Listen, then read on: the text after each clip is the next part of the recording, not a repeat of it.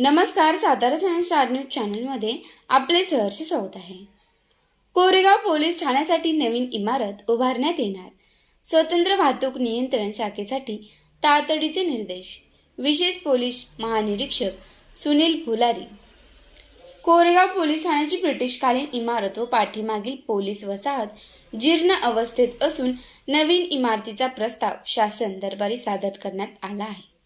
त्याचा पाठपुरावा करून लवकरात लवकर नवीन इमारत उभारण्यासाठी प्रयत्न करू अशी ग्वाही कोल्हापूर परिक्षेत्राचे विशेष पोलीस महानिरीक्षक सुनील फुलारी यांनी दिली।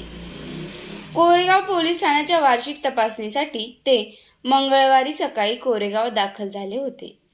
दुपारी पत्रकारांशी संवाद साधताना त्यांनी पोलीस दलाकडून राबविण्यात येणाऱ्या उपाययोजना व नवीन उपक्रमांची माहिती दिली। यावेळी पोलीस अधीक्षक तुषार दोशी, उपविभागीय पोलीस अधिकारी राजश्री तेरणी, पोलीस निरीक्षक घनश्याम बल्लाळ यांच्यासह पोलीस अधिकारी उपस्थित होते। कोरेगाव तालुक्यात रहमतपूर वाठा स्टेशन येथे नवीन पोलीस ठाण्याची इमारती उभारत असताना कोरेगावमध्ये मात्र जुनी अपुरी इमारत असल्याने नागरिकांना कामकाज करताना अडचणी येत असल्याचे पत्रकारांनी निदर्शनास आणून दिले। यावर फुलारी म्हणाले, मी स्वतः सकाळीच पोलीस ठाणे व वसाहतीची पाहणी केली आहे। नवीन इमारतीचा प्रस्ताव आधीच सादर झाला असून शासन स्तरावर त्याचा निश्चित पाठपुरावा केला जाणार आहे। सादा रोड पोलीस दुर्गक्षेत्राचे पोलीस ठाण्यात रूपांतर करण्याबाबत विचारले असता याबाबत अंतिम निर्णय शासनाचा आहे, मात्र स्थानिक लोकप्रतिनिधींनीही पाठपुरावा करणे अपेक्षित आहे, असे फुलारी यांनी स्पष्ट केले। पोलीस अधीक्षक तुषार दोशी यांनी सांगितले की सातारा जिल्ह्यात 7 नवीन पोलीस ठाण्यांचा प्रस्ताव शासनाकडे असून त्यात सातारा रोडचा समावेश आहे। कोरेगाव शहरातून सुमारे 12 साखर कारखान्यांची ऊस वाहतूक होत असल्याने महामार्ग, राज्यमार्ग व जिल्हा मार्गावर आणि शहरांतर्गत रस्त्यांवर सातत्याने वाहतूक कोंडी होत आहे।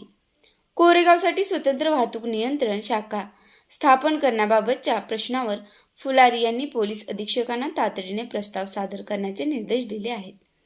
कोरेगावसह फलटण, वाई, महाबळेश्वर येथेही स्वतंत्र शाखा असणे आवश्यक असल्याचे त्यांनी नमूद केले। दोशी यांनी सांगितले की कोरेगाव शहरात वाहतूक नियंत्रण शाखेतील कर्मचारी वाढवण्याचा प्रयत्न केला जाईल, मात्र रस्ते अरुंद असल्याने कोंडी होते आणि बाह्य वळण मार्ग हाच दीर्घकालीन उपाय असल्याचे त्यांनी स्पष्ट केले। कोरेगाव पोलीस ठाण्याच्या हद्दीत गुन्हेगारी वाढल्याच्या प्रश्नावर फुलारी यांनी दिवस रात्र गस्त वाढवण्यावर भर दिला जाणार असल्याचे सांगितले।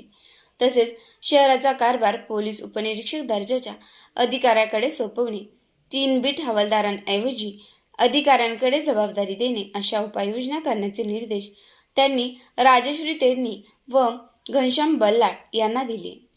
एखाद्या व्यक्तीने तक्रार दिल्यानंतर तात्काळ त्याच्या विरोधात प्रतितक्रार दाखल होण्याच्या प्रकारांबाबत विचारले असता व्यक्तीची मानसिकता बदलणे आपल्या हातात नाही, तक्रार आली की ती नोंदवावीच लागते, असे स्पष्ट मत फुलारी यांनी मांडले। एकूणच कोरेगाव पोलीस ठाण्याच्या पायाभूत सुविधांमध्ये सुधारणा, वाहतूक व्यवस्थापनासाठी स्वतंत्र शाखा आणि गुन्हेगारी नियंत्रणासाठी अधिक प्रभावी यंत्रणा उभारण्याच्या दृष्टीने वरिष्ठ स्तरावरून सकारात्मक हालचाली सुरू असल्याचे त्यांनी स्पष्ट केले।